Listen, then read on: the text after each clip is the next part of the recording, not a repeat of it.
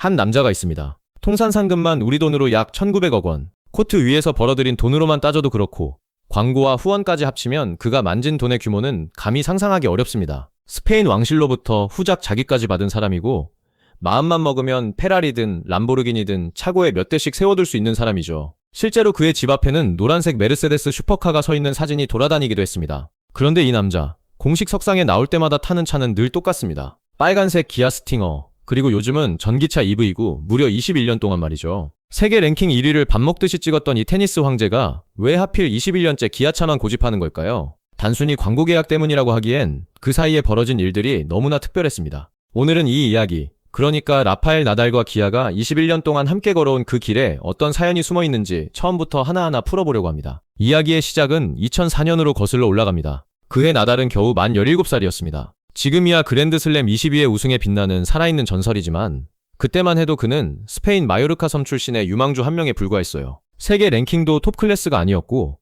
훗날 로저 페더러, 노박 조코비치와 함께 테니스 빅3로 불릴 거라고는 아무도 확신하지 못하던 시절이었죠. 그저 재능은 있어 보이는데 아직 증명된 건 없는 그런 앳된 청년이었습니다. 바로 그 무명에 가까웠던 17살 소년에게 손을 내민 회사가 있었습니다. 기아였죠. 정확히 말하면 기아의 스페인 법인이었습니다. 여기서 우리가 한번 짚고 넘어가야 할 대목이 있어요. 2004년에 기아가 어떤 위치에 있었느냐 하는 겁니다. 지금이야 기아가 전 세계에서 인정받는 글로벌 브랜드지만 그 시절 유럽, 특히 스페인에서 기아라는 이름은 지금 같은 위상이 전혀 아니었습니다. 나달 본인이 훗날 이렇게 회고했을 정도예요. 2004년 당시 기아는 스페인에서 유명한 브랜드가 아니었습니다. 후원을 받은 당사자가 직접 이렇게 말할 정도였으니 그때 기아가 스페인 시장에서 어떤 대접을 받고 있었는지 짐작이 가죠. 그러니까 이건 얼핏 보면 두 무명의 만남이었던 셈입니다. 아직 증명되지 않은 17살 테니스 유망주와 유럽에서 아직 자리를 잡지 못한 신흥 자동차 브랜드. 겉으로만 보면 서로에게 딱히 화려할 것 없는 계약이었어요. 여기서 저는 이 계약의 진짜 의미를 조금 다르게 봐야 한다고 생각합니다.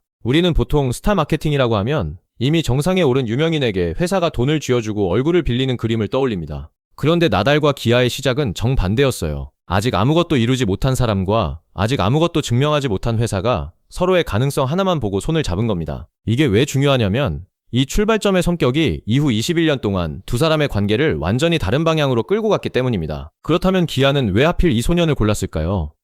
여기에 대해 아주 흥미로운 증언이 있습니다. 지금 기아를 이끌고 있는 송호성 사장이 직접 밝힌 이야기예요. 송 사장은 2014년, 그러니까 자신이 기아 유럽법인장으로 일하던 시절 스페인 마드리드의 한 딜러 오픈 행사에서 나달을 처음 만났다고 합니다. 그때 그가 받은 인상이 아주 인상적이에요. 최정상급 테니스 선수로서 눈이 돌아갈 만큼 바쁜 일정을 소화하는 와중에도 나달은 행사장에 온 수많은 참석자 한 사람 한 사람과 눈을 맞추고 인사를 건넸다는 겁니다. 송 사장은 그 모습에서 느껴진 겸손과 진정성이 감동으로 다가왔다고 회고했어요. 그리고 여기서 정말 결정적인 한마디가 나옵니다. 송호성 사장은 이렇게 말했습니다. 처음부터 나달이 레전드가 될 줄 알고 계약한 것은 아니다. 다시 말해 기아는 이 사람이 훗날 그랜드슬램을 22번이나 우승할 대선수가 될 거라는 계산을 하고 접근한 게 아니라는 겁니다. 그럼 대체 뭘 보고 계약했느냐? 송 사장의 답은 명확했습니다. 나달의 품성과 인성을 보고 계약했다. 저는 이 대목이 이 모든 이야기의 진짜 핵심이라고 생각합니다. 보통 기업이 스포츠 스타와 계약할 때 가장 먼저 계산하는 건 성적이에요. 이 선수가 앞으로 얼마나 이길 것인가, 얼마나 유명해질 것인가, 그래서 우리 브랜드를 얼마나 노출시켜 줄 것인가. 철저히 성과를 기준으로 사람을 고르죠. 그런데 기아는 성적표가 아니라 사람 자체를 봤습니다. 이 청년이 얼마나 이길지가 아니라 이 청년이 어떤 사람인지를 본 거예요. 성적은 오르내릴 수 있지만 사람의 됨됨이는 쉽게 변하지 않는다는 것. 어쩌면 기아는 그걸 본능적으로 알고 있었는지도 모릅니다. 그리고 이 판단이 옳았다는 건 그 뒤에 벌어진 일들이 증명해줍니다. 계약을 맺은 나달은 정말로 무섭게 성장하기 시작했습니다. 2005년, 그러니까 계약 이듬해에 그는 프랑스 오픈에서 생애 첫 그랜드슬램 우승을 차지합니다. 클레이 코트, 그러니까 흙코트 위에서 그가 보여준 지배력은 압도적이었어요. 오죽하면 사람들이 그를 흑신이라고 불렀을까요? 프랑스 오픈에서만 무려 14번을 우승했으니 그야말로 한 종목의 역사를 통째로 새로 쓴 셈입니다. 이 활약을 지켜본 기아는 2006년 나달을 스페인만이 아닌 전 세계를 대상으로 하는 글로벌 홍보대사로 격상시킵니다. 무명의 스페인 유망주였던 소년이 이제는 기아라는 브랜드를 전 세계에 알리는 얼굴이 된 거죠. 여기까지만 보면 흔한 성공 신화처럼 들릴 수도 있습니다. 회사가 될성 부른 떡잎을 알아봤고 그 떡잎이 무럭무럭 자라서 대박이 났다. 서로 윈윈했으니 좋은 계약이었다. 이렇게 말이죠. 하지만 진짜 이야기는 지금부터입니다. 21년이라는 긴 세월 동안 나달의 커리어가 늘 화창했던 건 아니거든요. 그는 지독한 부상에 시달린 선수로도 유명합니다. 무릎, 손목, 복부, 발까지 성한 곳이 없다고 할 만큼 그의 몸은 늘 부상과의 싸움이었어요. 강렬한 플레이 스타일 탓에 몸을 혹사했고 그 대가로 커리어 내내 크고 작은 부상이 그를 괴롭혔습니다. 그리고 바로 이 지점에서 기아라는 회사의 진짜 성격이 드러납니다. 보통 스폰서라는 존재는 참 냉정합니다. 선수가 잘 나갈 때는 앞다투어 몰려들다가 성적이 떨어지고 부상으로 코트에서 사라지면 언제 그랬냐는 듯 등을 돌리죠. 스타 마케팅의 세계에서 이건 너무나 흔한 일입니다. 계약서에 잉크가 마르기도 전에 성적이 곤두박질 치면 기업은 손해를 계산하기 시작하고 계약 해지를 고민하니까요. 그런데 기아는 정반대로 움직였습니다. 2013년 나달이 심각한 부상으로 신음하고 있을 때였어요. 컨디션 난조로 긴 슬럼프에 빠져 코트에서 제 기량을 보여주지 못하던 그 시기에 기아는 오히려 나달의 빠른 회복을 기원하는 캠페인을 벌였습니다. 전 세계 팬들의 응원 목소리를 모아서 그에게 힘을 실어준 거죠. 성적이 떨어졌으니 광고 효과가 없다며 손절을 고민할 법한 상황에서 오히려 빨리 나으세요 라는 메시지를 세상에 퍼뜨린 겁니다. 그리고 더 놀라운 건 나달이 슬럼프를 겪고 있던 바로 그 시기에 기아는 스폰서십을 해지하기는커녕 계약을 연장했다는 사실이에요. 이게 무슨 의미인지 한번 곱씹어 볼 필요가 있습니다. 부상당한 선수, 성적이 떨어진 선수를 계속 붙잡는 것도 모자라 오히려 계약을 더 늘렸다는 건 이 관계가 단순한 손익계산의 영역을 넘어섰다는 뜻입니다. 기업의 언어로만 보자면 이건 비합리적인 선택이에요. 투자 대비 효과가 떨어지는 자산을 왜 더 사들이겠어요? 하지만 사람의 언어로 보면 이건 완전히 다른 이야기가 됩니다. 힘들 때 곁을 지켜주는 것, 잘 나갈 때만이 아니라 무너져 있을 때 손을 내밀어주는 것.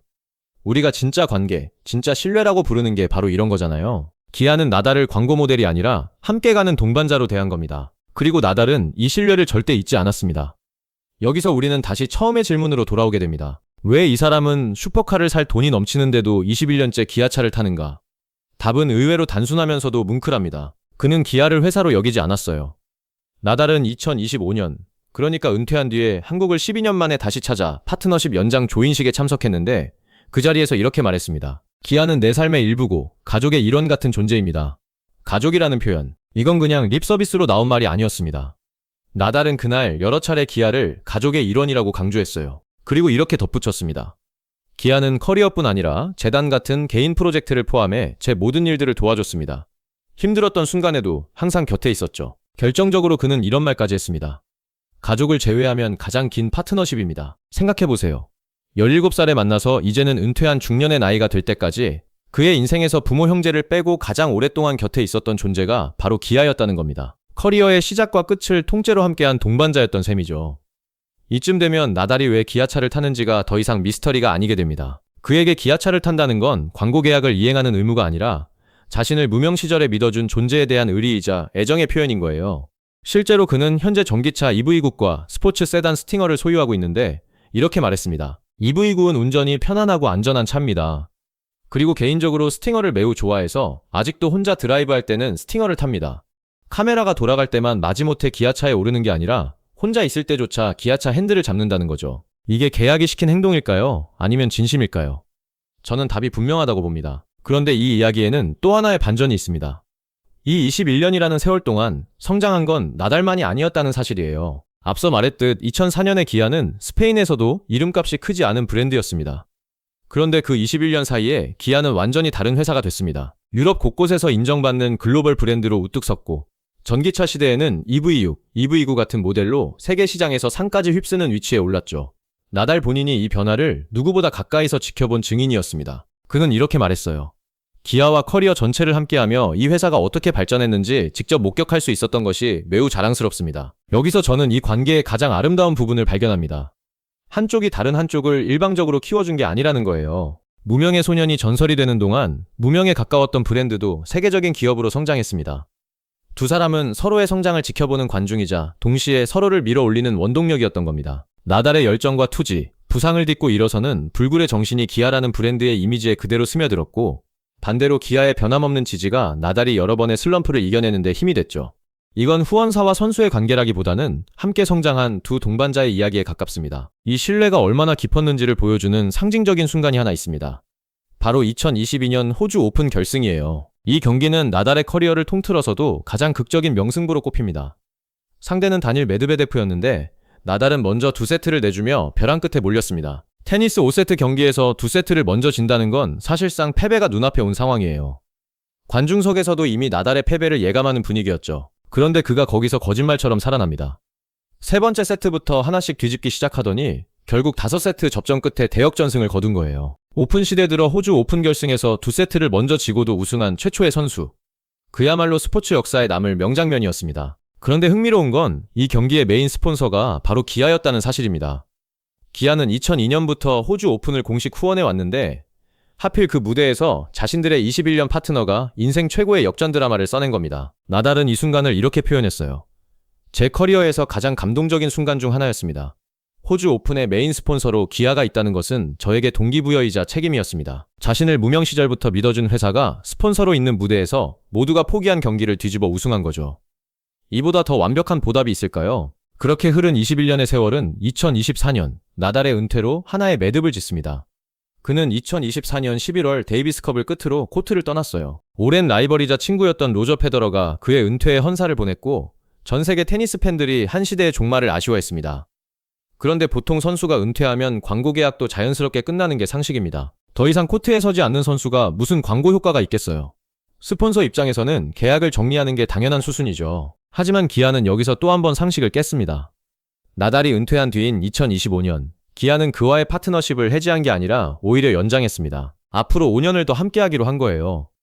은퇴한 선수와 계약을 연장한다는 건 이 관계가 처음부터 성적이나 광고 효과에 매여 있지 않았다는 걸 다시 한번 증명하는 대목입니다. 나달이 코트에서 몇 승을 거두느냐가 애초에 이 관계의 본질이 아니었던 거죠. 무명 시절에 사람 자체를 보고 시작된 관계였으니 코트를 떠난 뒤에도 그 관계가 이어지는 게 오히려 자연스러운 겁니다. 2025년 10월, 나달은 이 연장 계약을 위해 12년 만에 한국 땅을 밟았습니다. 서울 성동구에 마련된 기아의 브랜드 공간에서 열린 조인식에서 그와 송호성 사장은 앞으로의 여정이라는 이름으로 새로운 약속에 서명했어요. 그 자리에서 송호성 사장이 남긴 말이 참 인상적입니다. 그는 나달이 강조한 겸손이라는 가치를 언급하면서 이렇게 말했어요. 기아도 고객 앞에서 항상 겸손해야 하고 우리가 하고 있는 서비스를 더 개선하려는 노력을 통해 정상을 향해 갈 수 있습니다. 21년 전 무명의 소년에게서 발견했던 그 겸손이라는 가치를 이제는 기아라는 회사가 스스로의 철학으로 삼겠다는 다짐이었죠. 이 대목에서 우리는 처음에 그 선택이 얼마나 절묘했는지 다시 확인하게 됩니다. 기아가 만약 2004년에 성적만 보고 다른 유명 선수를 골랐다면 지금의 이 이야기는 존재하지 않았을 겁니다. 잘 나가는 스타를 데려왔다가 성적이 떨어지면 갈아치우는 흔하디 흔한 스타 마케팅 중 하나로 끝났겠죠. 하지만 기아는 성적 대신 사람을 받고 그 판단이 21년짜리 신뢰의 서사를 만들어냈습니다. 겸손하고 진실한 사람을 알아본 안목이 결국 돈으로는 절대 살 수 없는 브랜드 스토리를 선물한 셈이에요. 자, 이제 다시 처음 질문으로 돌아가 봅시다. 상금만 1,900억 원을 번 세계 1위 테니스 황제가 왜 21년째 기아차만 타는가? 이제 그 답이 명확해졌을 거라고 생각합니다. 그건 계약서에 적힌 의무 때문도 아니고 돈이 없어서도 아니에요. 그가 기아차를 타는 이유는 그 차가 자신을 무명 시절에 믿어준 존재이기 때문입니다. 아무것도 증명하지 못한 17살에게 손을 내밀어준 회사. 부상으로 무너져 있을 때 등을 돌리기는커녕 응원 캠페인을 벌이고 계약을 연장해준 회사. 은퇴한 뒤에도 여전히 곁에 남겠다고 약속한 회사. 나달에게 기아는 자동차 브랜드가 아니라 인생의 절반을 함께한 가족이었던 겁니다. 우리는 흔히 성공한 사람의 이야기에서 화려한 트로피와 천문학적인 돈에만 눈길을 줍니다. 그런데 나달과 기아의 21년은 조금 다른 걸 말해주고 있어요. 진짜 값진 관계는 서로가 정상에 있을 때가 아니라 서로가 아무것도 아니었을 때 시작된다는 것.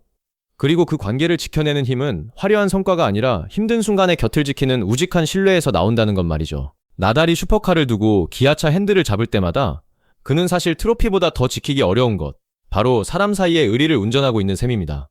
세상에는 정상에 오른 뒤에야 몰려드는 관계가 있고 바닥에서부터 함께 걸어온 관계가 있습니다. 전자는 흔하고 후자는 드뭅니다. 나달이 21년째 기아차를 타는 그 단순해 보이는 행동 안에는 사실 우리 모두가 마음속으로 바라는 관계의 원형이 담겨 있는지도 모릅니다. 내가 아무것도 아니었을 때 나를 알아봐준 사람, 내가 무너졌을 때 손을 잡아준 사람을 내가 정상에 올랐을 때도 잊지 않는 것. 어쩌면 진짜 성공이란 트로피의 개수가 아니라 그런 사람을 곁에 얼마나 오래 붙잡아 두느냐로 판가름 나는 것일지도 모르겠습니다. 끝까지 시청해주셔서 감사합니다.